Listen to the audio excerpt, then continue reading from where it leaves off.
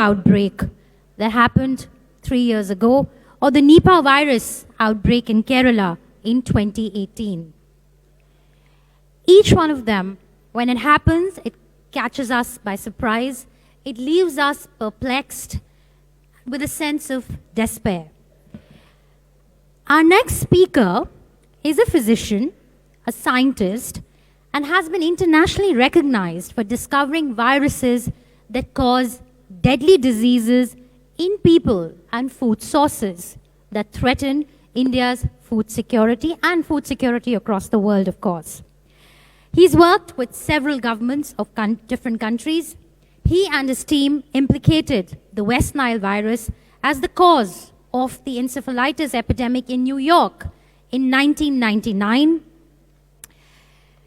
He's worked with the People's Republic of China during the 2003 SARS outbreak and currently advises the Kingdom of Saudi Arabia in addressing the challenge of MERS. He's also engaged with ICMR on working on encephalitis in Gorakhpur. And of course, he was also the chief scientific consultant for the film Contagion. Ladies and gentlemen, please put your hands together for Dr. W. Ian Lipkin on the Diary of a Virus Hunter, cutting-edge research on cancer, encephalitis, autism, fatigue, and just about everything else. Dr. Lipkin, can we have you on stage, please?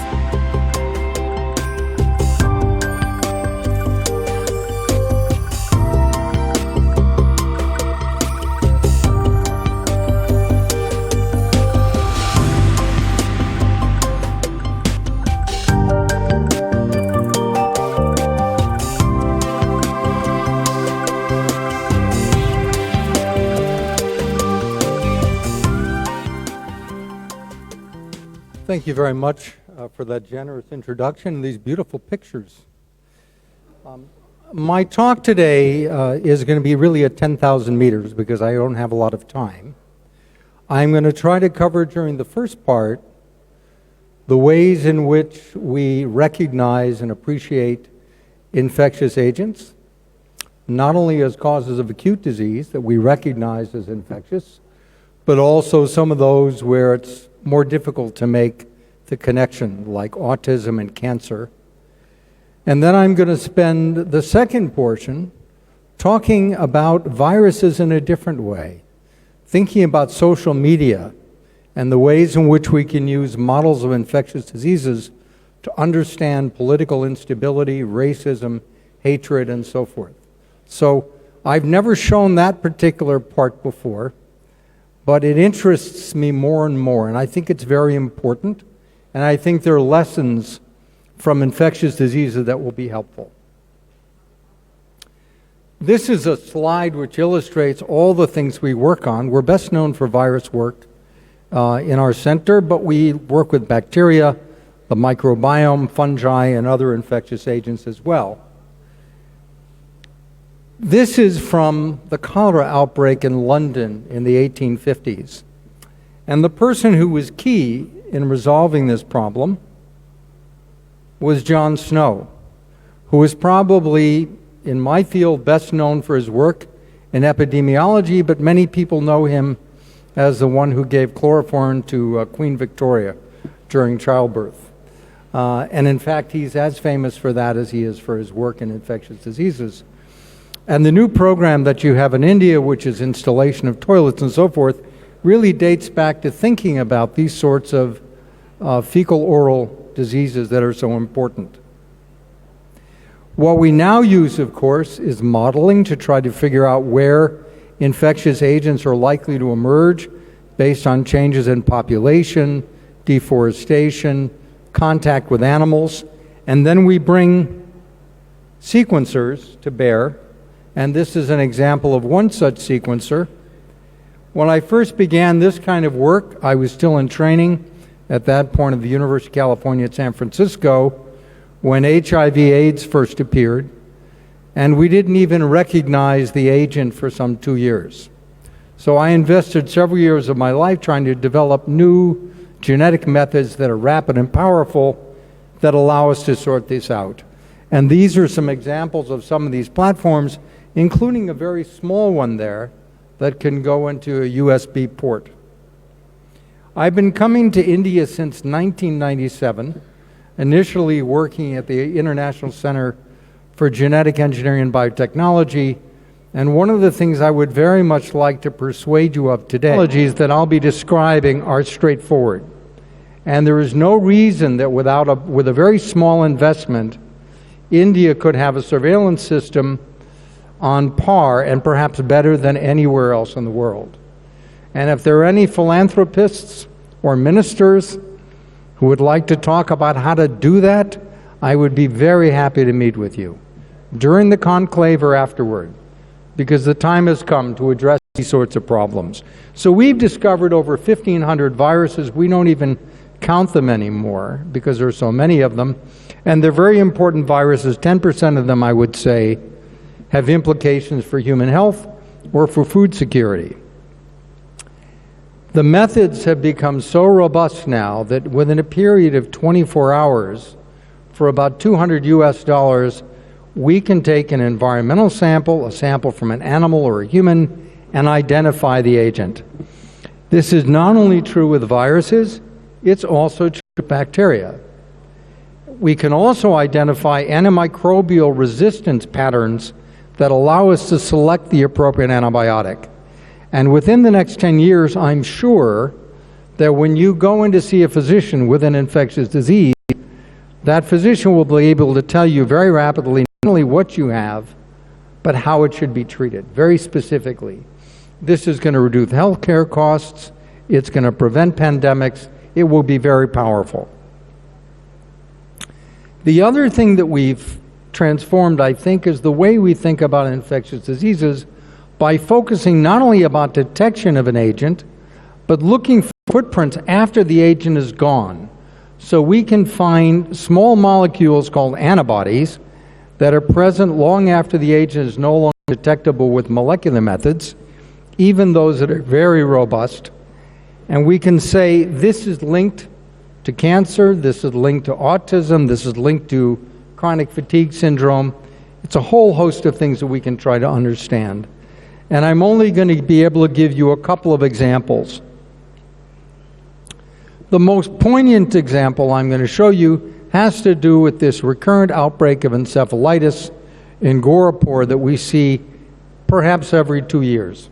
And you're more familiar with this than I am, but we were invited 2 years ago, almost to the day, by Soumya Swaminathan, who was then the director of the Indian Council for Medical Research, to come in, to go to Gorakhpur and to try to collect samples from these children. And I will tell you that it's a heartbreaking situation when you see that you need a new building because there's so many children who are affected. And every time you have flooding, you have fleas that go from these animals that move on to these children. And we were able to identify the cause by using some very sophisticated molecular and antibody techniques, all of which should be here in India, but you don't have them for reasons which I don't understand. The most important of those were these two bacteria, Orientia and Rickettsia. Each of these targets can be treated with tetracycline drugs, very inexpensive drugs.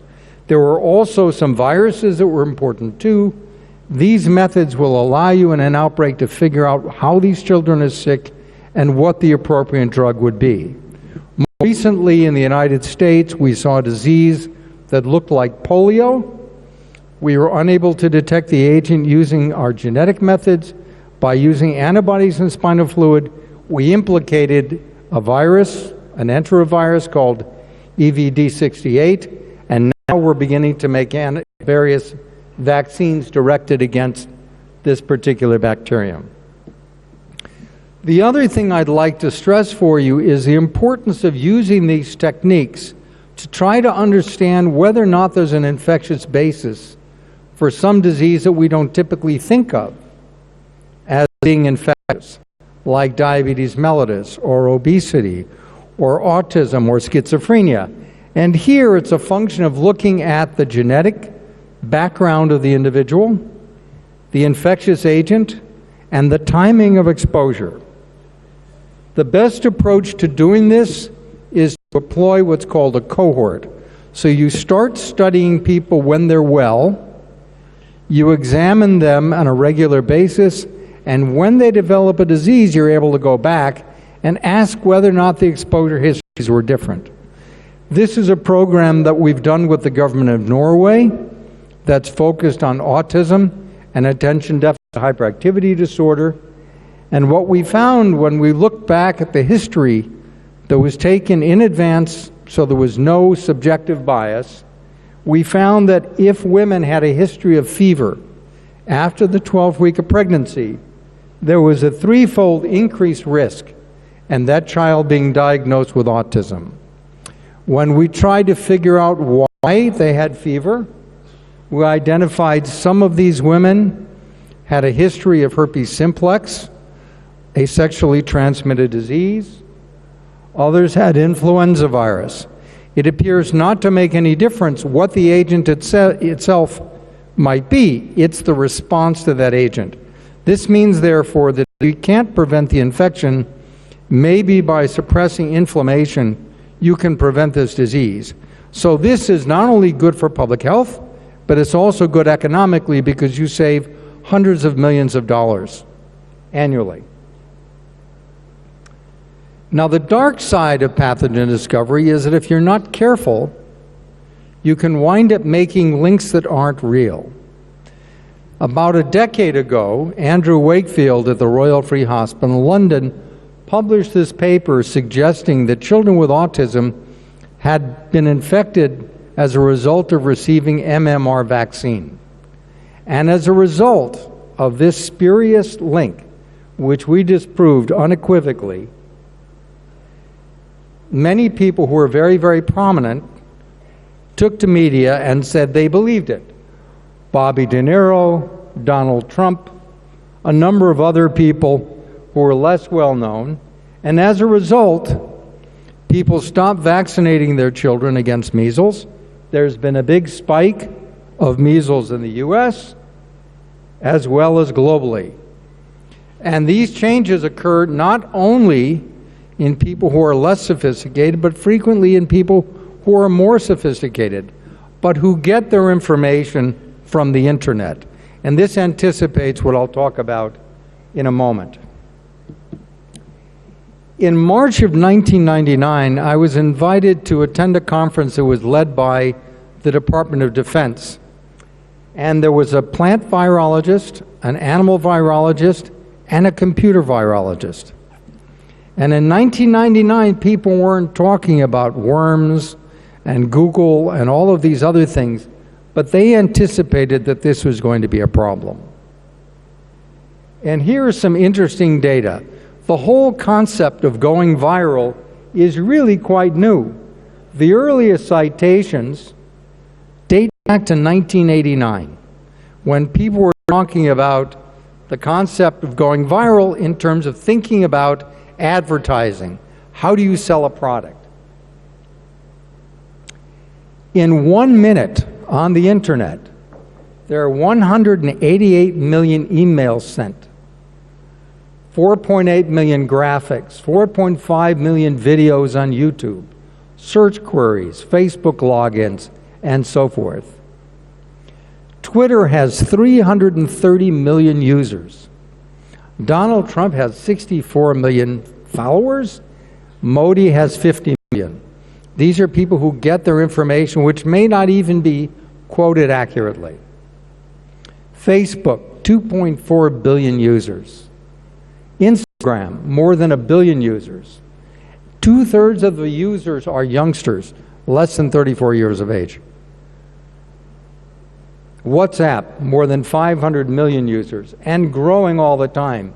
YouTube is perhaps the most powerful of all. 94% of people 18 to 44 years of age in the United States use YouTube on a regular basis. It's considered the new television, probably the most important medium. Children turn to YouTube for content. This is where they get their information. And people have recognized that YouTube can frequently be the entrance to the dark side of the internet, where they get misinformation access to drugs, all sorts of things, as well as the anti-vaccine movement, which has been promoted via these social media, and Brexit, and hatred, and intolerance, and all sorts of things. Now, how do we fight back against these sorts of things? Now, when I was introduced, this wasn't emphasized sufficiently, so I'm going to talk a little bit about it now. About 10 years ago, I began working with media, with gamers, with filmmakers, to try to ensure that the information that was being transmitted by films was not only entertaining, but accurate.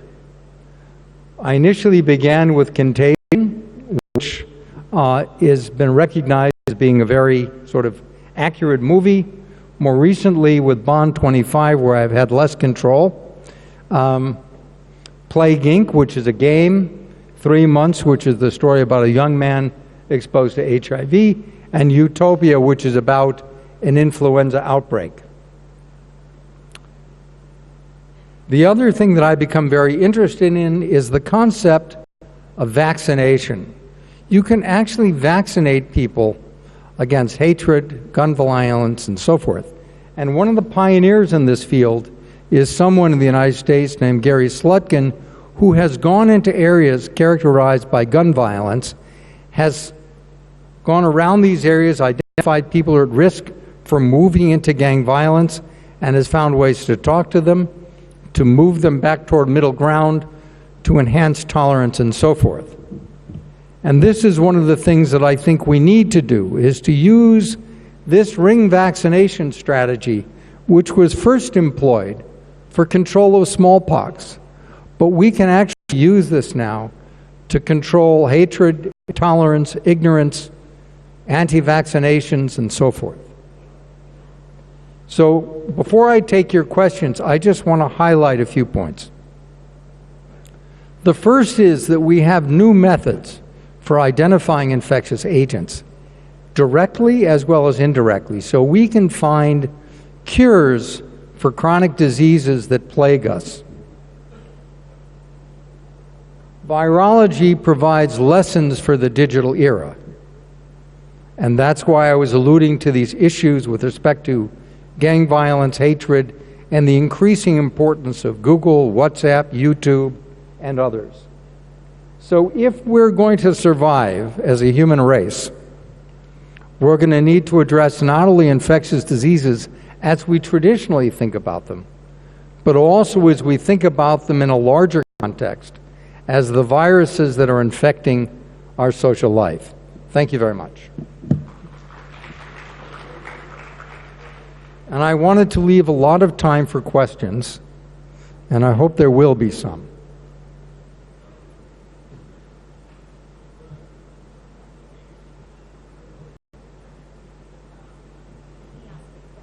Please.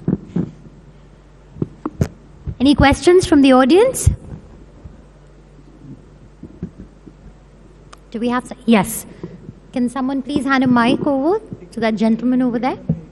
And if you could please introduce yourself, sir.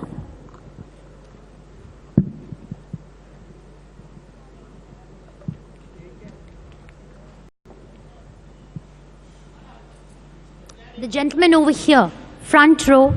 Yeah. Hi. It was a pretty interesting session. I'm Jay Kishan from ITC, and the question I have is, I would like to know a bit more about how virology can... Can we turn up his volume? I can't really hear. Yeah. Is it audible now? Great. Yeah. Okay, yeah. Okay, the question I have is, I would like to get a bit more understanding on how virology can be used and implemented in media to reach out and talk about the outbreaks of certain viruses and how to kind of have a control over it. Make it up. What was the question? Can you please repeat your question? I just wanted to understand how virology is being used in media and what would be the outcome of it when you try to kind of have a solution. How virology is being used in media. So the question, I want to make sure I have it correct. I was talking about the way in which you move from Can you just, yeah. the way in which you move from viruses as physical constructs into thinking about how they infect, how the impact is on social media. Is that correct? Okay, so the idea, and this really began, this is not an original idea of my own, but there was a recognition that things like gun violence, the use of opiates, all, sexual mores and so forth, all spread like infectious diseases. So the way in which this is being done, treated, and so forth, initially is with education. We try to communicate through traditional media, games, movies, televisions, and such ways in which people can understand the risks that are associated with some of these kinds of social constructs.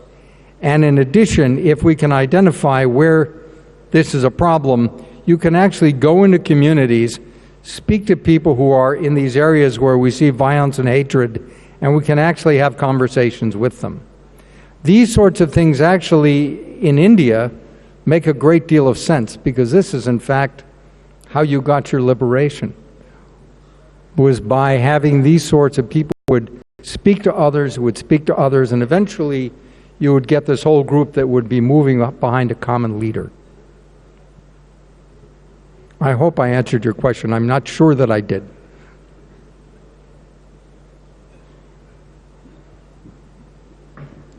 Doctor, my name is Raj Chengappa, and can you hear me? Yeah. I'm with India Today magazine. My name is Raj Chengappa. I had two questions. One was, you had mentioned that in your study that autism, the parents that had an autistic child, the mother had fever during pregnancy, and therefore you found a correlation between the two. Have you been able to then therefore offer a cure for that particular problem? That's my first question. My second question is I'm not very smart, okay, so I have to do them one at a time. Sure. I'll wait. I'll take the second one, of course. Sure. So the question really was, if I get this correct, is how can we use this information about the risk associated with infection to result in some sort of way in which we can reduce that risk? So the risk that I showed you was modest. It was an odds ratio of 3, which means that the risk of a mother who has this infection goes up 3-fold if she has an infection during a certain portion of pregnancy. We use this as an argument to say this is why you need to be vaccinated against influenza during pregnancy, as one example. Some people are using this as a way to say if you have a history of herpes simplex type 2, you should be placed onto prophylactic anti-herpes virus therapy during pregnancy. This is not to say that all autism is due to infection. I'm not saying that. I'm saying that some portion is. And when you start looking at diseases that are complex, like autism or schizophrenia or diabetes, what we find is that there's a whole spectrum of disease. With diabetes, we found that enteroviruses, for example, frequent enterovirus infections during early life are associated with increased risk of insulin-dependent diabetes. Why might this be? Because if you stimulate the immune system, you elicit autoantibodies. That's one mechanism. Another is simply that there are cells and circuits that are vulnerable as they develop, and they then wind up making the wrong connections. So there are a range of ways in which this can work. The initial observation is statistical. We have animal models where we have been able to prevent disorganization of the brain by using anti-inflammatory drugs. We've only done this so far in rodents, and until it's done in non-human primates, we would not recommend it for humans. That is where the work is probably going to go. And your second question, sir? Hello? Yeah. My second question was your study on in Uttar Pradesh about Japanese encephalitis. And you seem to have identified a bacteria, virus, I'm not sure which one you had identified. Why didn't we move towards then curing this rather than having the kind of number of children that died in Uttar Pradesh? So the question is, the etiological agents responsible for the encephalitis outbreak, the AES in Uttar Pradesh, since this has been going on, which is about 15 years now, first it was thought to be Japanese encephalitis virus, then it was thought to be dengue virus. More recently, we have data that suggests that it's these two bacterial infections. The lesson here is that there are risks from all of these agents. If you have the ability to rapidly diagnose these infectious agents in an outbreak, we can then prioritize treatment and find ways to prevent disease. So again, anyone who has influence, please come find me. I would love to set up surveillance here so that you can do everything that's done in the finest laboratories in the world. We did this in China, we did it in Saudi Arabia. India deserves no less. All right, we only have time for one last question. I was hoping a woman was going to ask a question. It was time. Well, I'm glad to be able to do that. Doc, thank you so much. It's such a fantastic, fascinating presentation. My question is, are they good viruses or are they just all bad? That's a great question. So the question is, are there good viruses? I will give you an example of a good virus. So the evolution from egg-laying animals to live-born animals, right, which required the development of a placenta, was facilitated by good viruses. These are known as endogenous retroviruses. They came into our chromosomes millions of years ago when we first had mammals, and what they do is express a protein on the outside, which is normally present on the outside of a retrovirus, that suppresses the immune response, because an embryo growing within the womb is essentially a tumor. It's a foreign body. So without these good viruses, we would not have mammals. So that's a good virus. Thank you very much. Thank you. Thank you very much. Can I request you to stay on stage, sir? Professor Lipkin, can we request you to stay back on stage for just a minute? We'd like to thank our session sponsor, Kokilaben Dhirubhai Ambani Hospital. And can I please invite Mr. Shenik Mehta, Assistant Vice President of Kokilaben Dhirubhai Ambani Hospital, to please come on stage and present our guest with a token of our appreciation.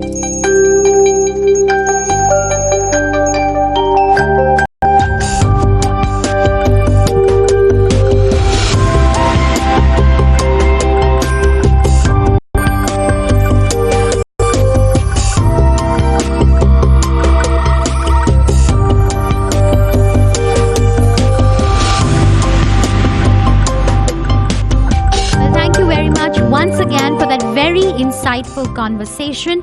With that, we move on to our next session, sponsored by Hyundai. Power Rangers meet the social media icons shaping India's youth psyche. Can I please invite Ajay Nagar, YouTube roaster named by Time Magazine, and Prajakta Kohli, a YouTube comedian, Indian ambassador for YouTube's global initiative, Creators for Change, and my colleague Sushant Mehta, entertainment editor, India Today, on stage, please.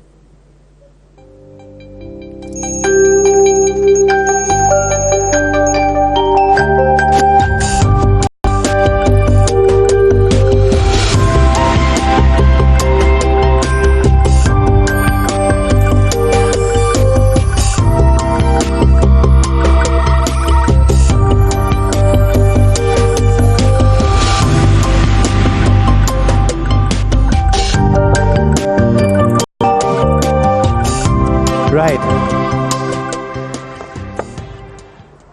They are the future and the present. Time to rock and roll, guys. First of all, welcome to the India Today Conclave Mumbai 2019. Amazing success stories, both of you. Prajakta, I'm going to start with you first. Thank you. First of all, hi, everybody. And the way I look at it, I feel like it's going to be a very tough audience. So we're going to keep our lame jokes to ourselves. What are you talking about? It's not a tough audience. Give them a chance. I just feel like we were just talking about, we were like, how do we follow up with that? All the virality we know about is the YouTube trending page. So we were like, that's the most I can speak. But thank you so much for having It us. felt here. like we were at school. I mean, you're experts in your own field in social media. What storm you both have created, being named by Time Magazine, and you're doing your thing on YouTube. Firstly,